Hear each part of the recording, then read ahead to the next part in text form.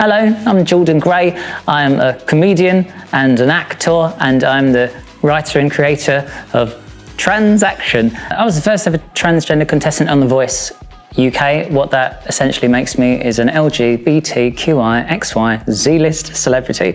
I wasn't really aware of the fact that I was the first transgender person until somebody told me it just before we were going live for the semi-finals, and I realised it was the first on the show, and I made the very silly mistake of looking up the comments on the YouTube videos to realise that it had really ignited a conversation in the public consciousness, and that conversation was really split between, oh my God, she's amazing, and oh my God, he's awful. And it really set into my mind how people's identity and the story behind the story fires people up a lot more than what they're actually seeing. My first show, my debut show, Is It a Bird, took off at the Edinburgh Fringe in a crazy way, crazier like I couldn't have predicted, and then it took me around the world, and it happened again in Australia, and it came back, and again it sort of annoyed a very small vocal minority of people, and everyone else quite enjoyed it. It did really well, and now it's on the television, and especially in these difficult,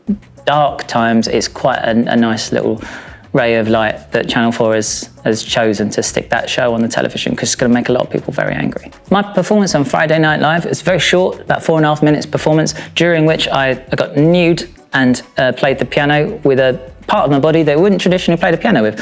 It's the end of my hour show. I just decided to take the last 5 minutes and do it on television. And what I learned is that after 45 minutes on stage, you've ingratiated yourself with an audience. When you just pop onto live television and do it out of nowhere, imagine it can be quite jarring. What I really wanted to do was show the nation the thing that they all seem to be so annoyed about in a context of joy. I just don't match traditionally with what you might expect. And that's all it is. And just to put that in front of people and for them to watch the world not explode and the ceiling not fall down, and actually this person just seems to be having a really good time and we're all having a laugh. Just being a very happy example of a transgender person with a body that looks like that just felt like a way to grease the wheels a little bit and move the dial and get people talking in a way that wasn't aggressive.